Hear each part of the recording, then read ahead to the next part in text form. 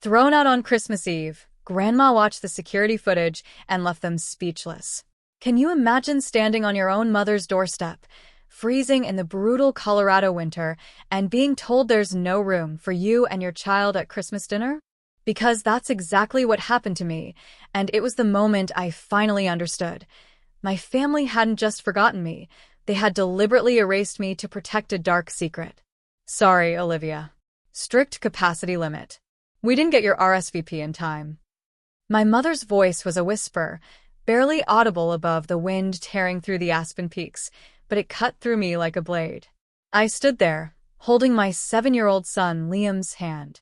His little fingers were clamped tight around mine, trembling, not just from the cold, but from the raw confusion etched on his face. Inside, I could hear it all.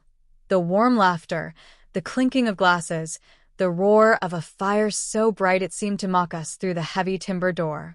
But out here, the wind bit into our faces, an icy reminder of where we stood. My mother, Melissa, didn't even look at me. She looked past me, as if I were a delivery person who'd simply shown up at the wrong address. A decision, quiet but firm, began to form in the pit of my stomach. I didn't cry. I didn't beg. I didn't even knock again. I just watched her perfectly manicured hand begin to pull the door shut. Through that narrowing gap, I saw him.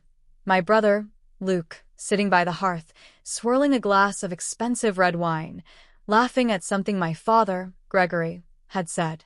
He didn't look my way. He didn't have to. He was the golden child, the shining star. I was just the background noise, the inconvenient truth of their perfect life. The soft click of the latch echoed, a sickeningly final sound in the sudden silence of the mountain night. I stood there, watching my breath plume white in the air, a phantom cold settling deep in my bones. Then I turned. I picked Liam up. He was shivering so hard his teeth chattered, and I walked back to the car. My husband, Jonathan, was already there, opening the passenger door. He didn't say a word. He just took Liam from my arms, buckled him into the back seat, and wrapped him in a heavy wool blanket. As I slid into the driver's seat, staring out at the snow piling up on the windshield, I felt nothing. No warmth from the vents. Just a strange, almost clinical clarity. For 32 years, I had been dragging around an invisible chain. It was a heavy, rusted thing, forged from a desperate hope and a craving for validation. My entire adult life had been spent trying to buy my way back into their hearts. 80-hour weeks as an interior designer, just so I could afford the gifts that would buy me a 5-second smile. I had been the silent investor in their version of family, always footing the bill, but never getting a seat at the table. Every expensive holiday, every loan to my parents that mysteriously vanished, every time I covered for Luke's colossal screw-ups, I thought I was earning a place. But watching the lights of the Peaks estate shrink in my rearview mirror, I finally understood. My compassion had been a luxury they'd overdraft for years. That chain didn't just break tonight. It shattered. Their rejection wasn't a tragedy. It was the final receipt in a business transaction that had gone bankrupt a long, long time ago. I wasn't losing a family. I was losing a debt. This wasn't a breakdown. This was an accounting. I looked at Jonathan, my hand steady on the steering wheel, and for the first time in my life, I felt light. I promised myself right then, never again. Never waste your energy trying to splay yourself out as a bridge for people who are perfectly happy watching you drown.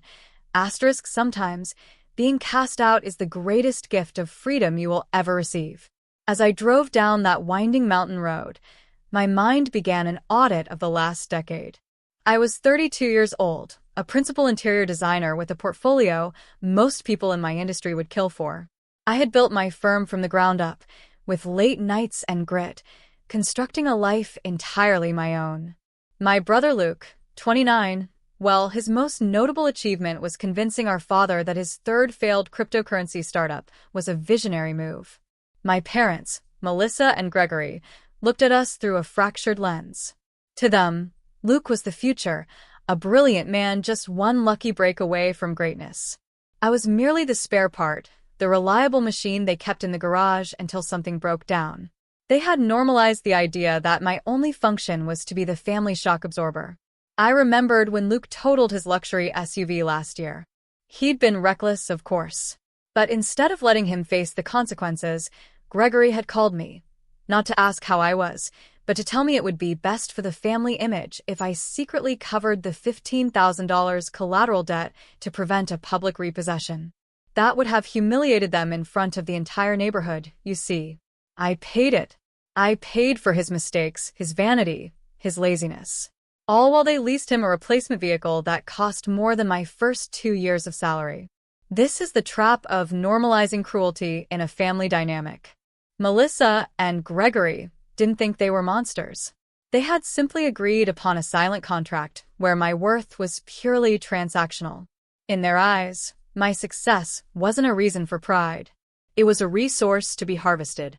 This is how narcissistic parenting works. The golden child, like Luke, becomes an extension of their ego, while the scapegoat, like me, becomes their utility. They needed me to be successful enough to fund their lifestyle, but invisible enough to never remind them of their own failures as parents. Every Christmas, I would arrive at the Peaks estate with gifts that cost me thousands, hoping this would be the year they finally saw Olivia, the daughter, instead of Olivia, the bank. But the more I gave, the more they expected, and the less they respected me. Standing on that porch tonight, watching them sip wine that I had likely paid for through some loan to Gregory, I realized they hadn't just forgotten my RSVP. They had deliberately erased me to protect the lie they were living. I had been the silent investor in their version of a happy family. But tonight, the market had crashed. And I was finally pulling my capital out. We were about 10 minutes down the winding mountain road when the phone rang. The sound was jarring, startling me so much I almost swerved into a snowbank. I glanced at the display. Grandma Patricia. My heart did a slow, heavy roll in my chest. Part of me wanted to keep driving, to let the Aspen Peaks swallow our taillights and never look back. But I couldn't do that to her. She was the one person who had ever seen me as more than a financial safety net. I pulled over to the side of the road, the gravel crunching under the tires. I answered with a shaky breath. Hello, Grandma. Olivia. Her voice was sharp, a tone I had never heard her use with me before. It wasn't angry at me, but it was dangerously cold. Turn that car around right now. Grandma, I can't, I said, my voice tight. Mom told us, she said there was a strict capacity limit. She said we weren't on the list, and we had to go home. There was a silence on the other end so profound, I thought the call had dropped. Then Grandma Patricia spoke again, and her words were like steel. I know exactly what Melissa said. I was in the library. And I just checked the front porch security feed. I watched my daughter close the door on my grandson in a blizzard. That stops tonight. Jonathan was sitting next to me, his hand finding mine on the center console. Do it, Liv. Turn around. I looked at him, then at Liam in the rearview mirror. He was watching me with wide, hopeful eyes, the blanket still wrapped around his shoulders. I felt the phantom cold of that porch again, the sting of being erased by my own mother. But Grandma Patricia was not like them. She had built the Peaks estate with her own grit and her own money. If she was issuing a command, it meant the rules of the house were about to change. I'm coming back, Grandma, I said. Good, she replied. And Olivia, I want you to bring that digital folder you carry for work, the one with your business records, and those personal bank statements you've mentioned before. I think it's time we have an audit before we serve the turkey. I hung up and felt a surge of adrenaline. This wasn't a return to a party I wasn't wanted at. This was a summons to a reckoning. I reached into the back seat and grabbed my laptop bag. Inside were the records I had kept for years. I had the bank statements showing every dollar I'd funneled into my parents' accounts. I had the proof of the $15,000 I'd paid to save Luke from his own failed cryptocurrency debt. I wasn't going back as the overlooked daughter. I was going back as the only person in that room who actually owned their integrity. The invisible chains were not just broken anymore. They were being forged into a weapon. This wasn't revenge. It was a hostile takeover of my own life. We stepped back into the lodge, but the atmosphere had shifted dramatically. The festive music had been cut short, and the wealthy guests were standing in small, whispering clusters. My mother, Melissa, and my father, Gregory, were by the fire, their faces tight with that performance of concerned parents I'd seen 1,000 times. Luke was there too, leaning against the mahogany bar, trying to look bored, but the white-knuckle grip on his glass told a different story. Grandma Patricia didn't wait for them to start their act. She walked straight to the head of the long dining table and remained standing, her hands resting on the polished wood. "We are not eating yet," she said, her voice carrying to every corner of the room with a weight that made the air feel heavy. "Because we are not done with the truth." She turned her sharp gaze toward Luke. "Luke, would you be a dear and fetch your grandfather's antique watch collection from the library safe, the one valued at $120,000? I think it's only right we display the best of our family history tonight." The room went absolutely silent. I watched Luke freeze. He blinked rapidly, a bead of sweat appearing on his temple despite the chill in the lodge. "The watches," he stammered. I don't think we need them, Grandma. It's a hassle to get them out." "I want them, Luke," Grandma Patricia said, her voice like a closing trap. "Go get them." Luke didn't move. He mumbled something about the safe code being finicky, his eyes darting toward my parents for help. My father stiffened. My mother stopped her fake sobbing instantly, her face turning from flushed to a sickly gray. "They're not there, are they?" Grandma Patricia asked. "I'll tell you where they are." She reached into the pocket of her wool coat and pulled out a small slip of pink paper. She didn't throw it. She slid it across the table toward my father with clinical precision. "Is Fast Cash Pawn and Loan a professional vault, Gregory?" she asked. My father looked like he'd been punched in the gut. Behind him, Luke's glass slipped from his hand and shattered on the hearth, the sound exploding like a gunshot in the quiet room. "I found this pawn receipt in Luke's room this morning," Grandma Patricia continued, her voice turning into steel. "He was so desperate for quick cash that he let a shady pawn shop fleece him, taking $120,000 worth of family legacy for a mere $15,000. He didn't just steal my husband's memory. He threw it away for pennies. And for what? To cover another failed cryptocurrency investment." She turned her gaze toward Melissa. "And you knew. That is why you didn't want Olivia here tonight." The realization hit me harder than the cold on the porch. I looked at the empty display cabinet in my mind. "I would have noticed," I whispered to myself. "I'm the only one who cleans those cases every Christmas Eve." "Exactly," Grandma Patricia said. "You needed Olivia gone not because she was difficult, but because she is the only person in this family with enough integrity to notice a crime. You turned away your own daughter to protect a thief." The silence in the room was no longer just awkward. It was disgusted. But the final blow was yet to come. Grandma Patricia looked at Liam, who was still clutching his blanket, then back at Luke. That collection wasn't just metal and gears. I had already updated my will to leave those watches to Liam as his future college fund. "You didn't just steal from me, Luke. You stole the future from a 7-year-old child." Melissa sat down, weeping into an expensive linen napkin. But it was a performance I had seen 1,000 times. The martyr, the saint who only wanted Christmas to be perfect for everyone else. Then she turned on me, her eyes flashing with a desperate kind of malice. "This is your fault, Olivia. If you hadn't been so selfish with your business, if you had just helped your brother when he was struggling with his investments, he wouldn't have had to do this." The audacity. It was breathtaking. My mother was trying to frame my brother's felony as a failure of my charity. She was attempting to balance his theft against my lack of support. My compassion had been a luxury they'd overdraft for decades. And now they were trying to blame me for the bank closure. But the ledger was closed. This wasn't a family dispute anymore. It was an audit of their souls. Grandma Patricia didn't even look at her. She simply turned to the house staff. "Charles, play the porch footage on the main display. I want our guests to understand what capacity limit really means in this house." The massive screen above the fireplace flickered to life. Melissa's voice, clear and cruel, cut through the silence of the lodge. "Strict capacity limit. We didn't get your RSVP. Go home, Olivia. There is no room for you here." The collective gasp from the room was audible. The Aspen elite, the neighbors, the business partners, they weren't looking at my parents as peers anymore. They were looking at them as pariahs. The social veneer Melissa had spent her life polishing was shattered in seconds. They weren't just mean. They were criminals who had turned away their own blood to protect a thief. You turned away your own daughter to protect a thief, Grandma Patricia said again, her voice shaking with a suppressed, lethal rage.